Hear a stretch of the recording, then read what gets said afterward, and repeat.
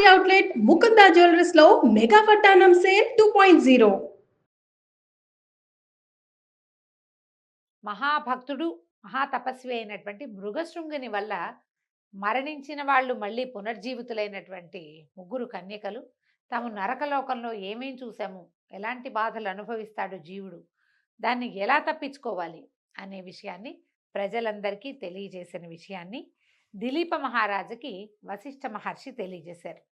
అయితే ఇవన్నీ వినేసరికల్లా దిలీప మహారాజుకి చాలా అనుమానాలు వచ్చినాయి. మనకు కూడా వస్తాయి రకరకాల. ఒక కొత్త విషయం వినగానే మరి అలా అయితే ఇలా ఎందుకు కాకూడదు, ఇలా అయ్యాక అలా కూడా అవ్వచ్చు కదా, ఇలాంటి ప్రశ్నలు వస్తాయి. ఈయనకు కూడా వచ్చింది. నాకు ఇంకా మరికొన్ని సందేహాలు పొడచూపుతున్నాయి. మీరు పూజ్యులు మరియు మహర్షులు కాబట్టి నా సందేహాలను తీర్చి పుణ్యం కట్టుకోండి అన్నాడు. అప్పుడు వశిష్ఠ మహర్షి సరేనన్నారు. ఓ మహర్షి, భూలోకమునకు యమలోకమునకు గల మధ్య దూరం ఎంత ఉంటుంది? మరణించిన ముగ్గురు కన్యలు ఈ స్వల్పకాలంలోనే యమలోకానికి పోయి వచ్చేశారా? జీవుడు ఎంతకాలంలో అక్కడికి వెళ్తాడు? ఇట్లాంటి విషయాలని నాకు వివరించండి అని అడిగాడు. మనకు కూడా వస్తాయి కదా డౌట్లు. చచ్చిపోయారు, మరుక్షణం వెళ్ళిపోయారు, మూడో రోజుకో ఏమిటో రెండో రోజుకో బాడీలు పాడైపోకుండా తిరిగి వచ్చేసి మళ్ళీ చక్కగా మాట్లాడడం మొదలుపెట్టారు చిలకల్లాగా. ఈ ఎంత టైంలో వీళ్ళు వెళ్తారు, ఎంత టైంలో వచ్చేసి ఉంటారు, అసలు ఏమిటి? మనకి అలాంటి డౌట్లు మామూలుగా ఎవరైనా మరణించినప్పుడు అట్లాంటి ఊహలు వస్తాయండి. ఇప్పుడు వీళ్ళు ఎక్కడున్నారు, ఏం చేస్తున్నారు, మళ్ళీ వస్తారా, మళ్ళీ మన ఇంట్లోనే పుడతారా, ఎన్ని అనుమానాలు వస్తాయోనండి. దానికి సమాధానం చెప్తున్నారు. వశిష్ఠుల వారు బదులిస్తూ చెప్పారు. మహారాజా, సర్వజనులు తెలుసుకోదగిన విషయం అడిగావు, సంతోషం. భక్తి మార్గమును మించింది మరొకటి లేదు. ఈ భక్తి మార్గం ఏమిటి, మనం ఎలా తెలుసుకోవాలి?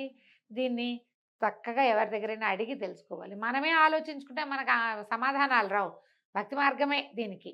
మనం ప్రార్థన చేస్తే, తపస్సు చేస్తే, పూజిస్తే సమాధానాలు లభిస్తాయి.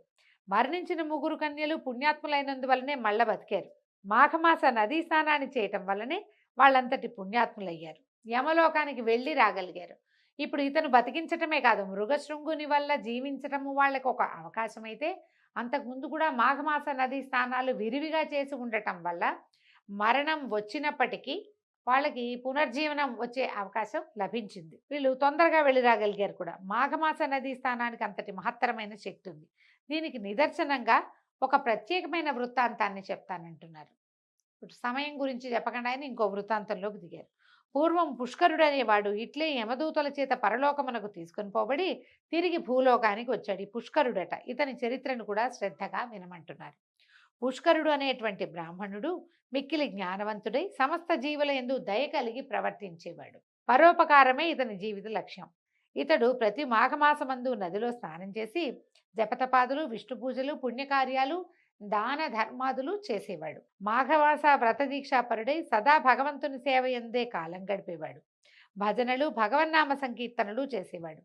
ఇతడు శ్రీమన్నారాయణుని పరమభక్తుడిగా ప్రసిద్ధికెక్కాడు. ఒకనాడు యమలోకంలో యముడు పుష్కరుని ప్రాణాలు తీసుకురమ్మని తన భటులైన యమదూతలకి ఆజ్ఞాపించాడు.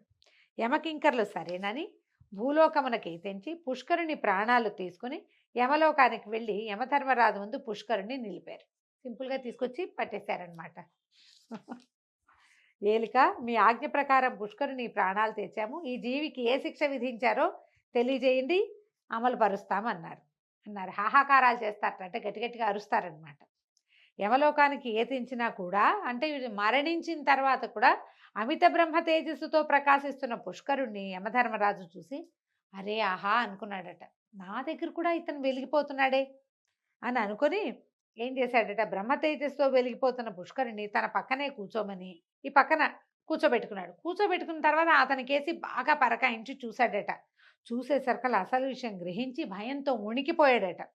వణికి అంత ఆగ్రహంతో, ఓ చిత్రగుప్త, ఏమిటిది, పాపిష్టివాడైన పుష్కరుని ప్రాణాలు తీసుకురమ్మంటే పరమభక్తాగ్రేసరుడు, విష్ణు పూజా దురంధరుడు, పుణ్యమూర్తి అయినటువంటి ఈ పుష్కరుణ్ణి తెచ్చారేమిటి? నాకు ఇదెంత నగుబాటును తెప్పిస్తుందో కదా. అసలే విష్ణు భక్తుడు, విష్ణుదూతలు ఈ విషయం గ్రహించకముందే ఇతన్ని సగౌరవంగా భూలోకానికి పంపించేసేయండి అని చెప్పాడు. మామూలుగా విష్ణు భక్తులు అంటే మనం కార్తీక పురాణంలో కూడా వింటాం. విష్ణు భక్తులు వీళ్ళు విష్ణు సాయుధ్యం పొందుతారు. విష్ణు పార్షదులు వచ్చి శంఖమాలాలంకృతులుగా, అంటే శంఖ చక్ర ఆయుధాలు ధరిస్తారు, పద్మమాలాలంకృతులుగా ఉంటారు. మెళ్ళో పద్మాలు ధరించి సాక్షాత్తు విష్ణు స్వరూపులుగా కనిపిస్తారు. సారూప్యముక్తి పొందిన వాళ్ళు, భగవంతుడి స్వరూపాన్నే పొంది ఉంటారు. వాళ్ళొచ్చి తీసుకెళ్తారు. ఇప్పుడు ఈయన మహావిష్ణు భక్తుడు. మనం ముందు కథలో ముందే చెప్పుకున్నాం. ఆయన విష్ణు భక్తుడు. తర్వాత మాఘ స్నానాలు చేసేవాడు. విష్ణు పూజ చేసేవాడు. ఈయన్ని యమభట్టులు ఎట్లా తీసుకొస్తారు? లెక్క ప్రకారం, పురాణాల ప్రకారం తీసుకురాకూడదు. వాళ్ళొచ్చే లోపల వీళ్ళు తీసుకొచ్చేసారనమాట. అమ్మో! ఇది నాకు చాలా నగుబాటును కలగజేస్తుంది. దీనివల్ల నేను తప్పు, ఇది మనం చేయకూడదని ఆయన గోల పెట్టేశాడనమాట. ఇతనితో ఏమంటే వాడెవడో ఉన్నాడు ఇంకొకడు. ఇంతకీ వాడెవడు? ఓరి మూర్ఖభటులారా, పాపిష్టి పుష్కరుడు అనేవాడు ఆ గ్రామం నందే మరికొకడు ఉన్నాడురా. అతనిని తెమ్మంటే పుణ్యాత్ముడైన ఈ పుష్కరుని తెచ్చారేమిట్రా? మీ వల్ల నా గౌరవమే నశిస్తుంది కదరా అని గోల పెట్టేశాడట ఆయన. అంటే టెన్షన్ ఫీల్ అయ్యాడు యమధర్మరాజు. ఆయన ఒకే పేరుతో ఉంటారు కదా మనుషులు. మనం ఇలాంటి కథలు వింటాం. పురాణాల్లో వింటే కొంచెం వింతగా ఉంటుంది. జరిగుండొచ్చు అట్లా కూడా. ఈయన ఎందుకు తెచ్చారు అని చెప్పి శీఘ్రమే పుణ్యాత్ముడై బ్రహ్మ తేజస్సుతో ప్రకాశిస్తున్న పుష్కరుడికి క్షమాపణలు చెప్పి మా పొరపాటుని మన్నించమని వేడుకొని మీరింక భూలోకానికే వెళ్ళండి, వెళ్ళి రావండి అని చెప్పారు. చెప్తే ఈ పుణ్యాత్ముడైన పుష్కరుడు కూడా యమభటులు చేసిన తప్పిదానికి విచారించి, సరే యమధర్మరాజా, ఎలాగూ యమలోకానికి వచ్చాను కదా, ఇక్కడ విశేషాలన్నీ చూసి వెళ్తాను అని చెప్పాడు. అసలే తాము చేసింది తప్పు. అబ్బాయి మేము చూపించమండి అంటే బాగుండదు కదా. వీళ్ళు యమధర్మరాజు పొరపాటు పడ్డాడు. ఆయన స్పెసిఫిక్గా ఇంకొక ఆయన ఉన్నాడని చెప్పకుండా పుష్కరుడు అని పేరు చెప్పేసరికి వీళ్ళు ఈ పుష్కరుడి పేరుతో ప్రసిద్ధుడైన వాడిని యమభట్టులు తీసుకొచ్చారు. పొరపాటును తెచ్చేశారు. ఇప్పుడు ఆయన ఏదైనా ఒక చిన్న రిక్వెస్ట్ అడిగేది, ఇదంతా చూపించండి నాకు అంటే వద్దని ఎట్లా అంటాం? తను చేసింది పొరపాటు కాబట్టి సరేనని యమలోకాన్ని చూపిస్తానన్నాడు. పుష్కరుడు యమలోకమందలి వింతలు విశేషాలు, 4 దిక్కుల యందు నరులు అదే పాపులు పడుతున్నటువంటి యమయాతనలు, ధర్మయుక్తంగా శిక్షించే యమలోక శిక్షాస్మృతి ఇత్యాదిక యమలోక విశేషాలన్నీ ఆకలింపు చేసుకున్నాడు. అక్కడ పాపులు అనుభవిస్తున్నటువంటి శిక్షల్ని చూసి అవి చూడలేక భయపడి శ్రీహరి శ్రీహరి అని హరినామ సంకీర్తన చేయటం మొదలుపెట్టాడట. నారాయణ నారాయణ అంటున్నాడనమాట. పుష్కరుడు చేసే హరినామ సంకీర్తనను వినిన పాపులందరూ తమ తమ పాపముల నుండి విముక్తులు కాసాగారు. ఇక అక్కడ ఉండలేక వారు అనుభవిస్తున్న బాధల్ని సహించలేక భూలోకానికి తిరిగి వచ్చేశాడు. మరింత విష్ణుభక్తితోటి మెలగసాగాడు.